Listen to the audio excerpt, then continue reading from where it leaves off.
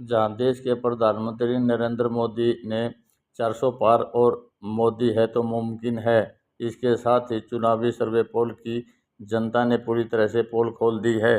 भाजपा अकेले अपने दम पर 272 का आंकड़ा भी छू नहीं पाई है। अब उसको दूसरे दलों और सहयोगियों की बैसाखियों का सहारा ही लेकर चलना होगा।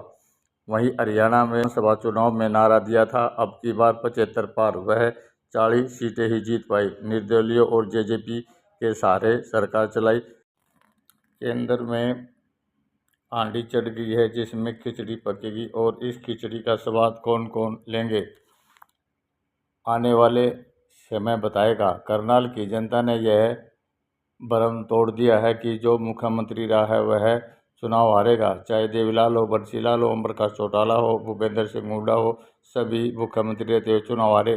पर मनोहर लाल खट्टर प्रदेश के 9.5 साल मुख्यमंत्री रहे और करनाल लोकसभा से 2,10,000 वोटों के रिकॉर्ड मतों से जीते और छक्का मारा। गेंद स्टेडियम से बाहर गई और कांग्रेस को खोजते रहे। हार को देखकर कांग्रेस मैदान छोड़कर अपने घर के लिए रवाना हो गए। मनोहर खट्टर की करनाल जीत को लेकर पार्टी कार्यकर्ताओं और आमजन खुशी से झूम उठे।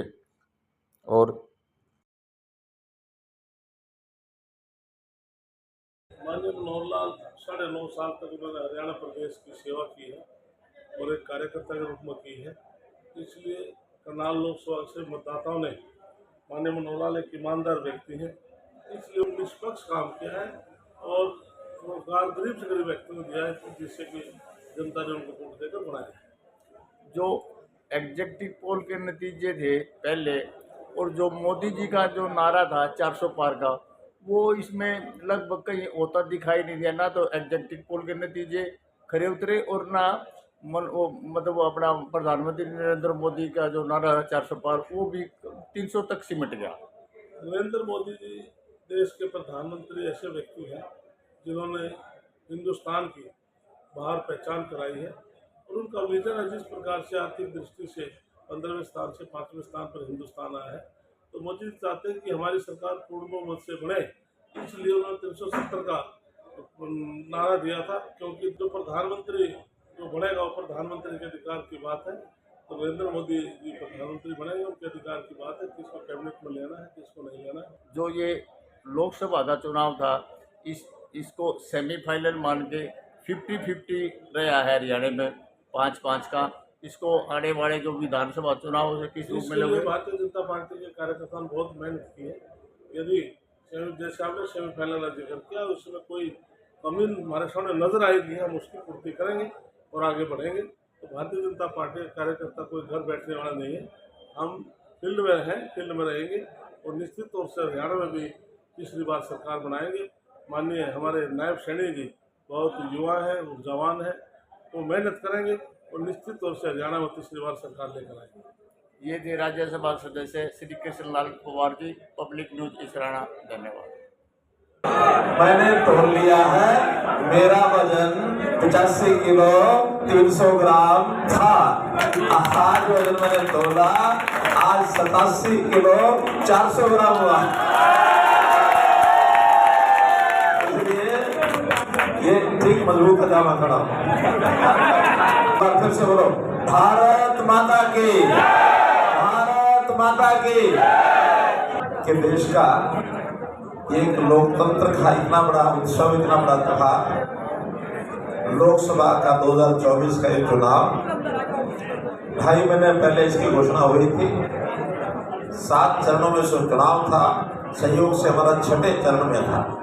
2.25 महीने तक जिस शिद्दत के साथ न धूप की परवाह की, न गर्मी की परवाह की, और पूरे लोकसभा क्षेत्र में हर कार्यकर्ता अपनी जगह पर डट करके खड़ा रहा और पूरा जो पहले दिन उत्साह था हुआ है।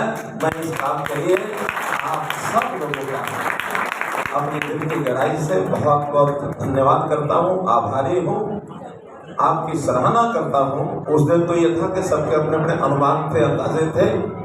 मैं अपने बूथ में जीतूंगा, शक्ति केंद्र में जीतूंगा, मंडल में जीतूंगा, जिले में जीतूंगा। आज वो प्रत्यक्ष सामने आ गए और उसमें मैं पानीपत जिले के कार्यकर्ताओं को बधाई इसलिए विशेष देना चाहता हूँ, सुना तो है नहीं आपने पहले का, इसलिए कर्नाटक विधानसभा का जो रिजल्ट है उससे ज्यादा बढ़िया पानीपत जिले के लोगों ने।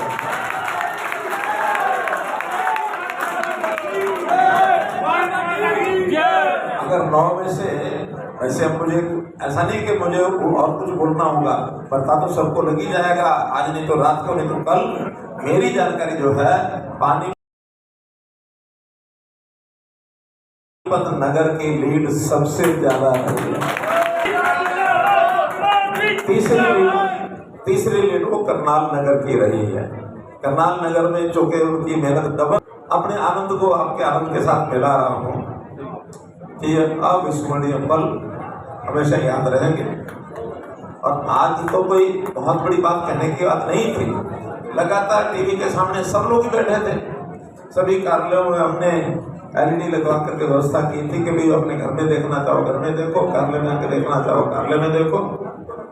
नाम लोकसभा का नहीं था बल्कि सारे देश का चुनाव था।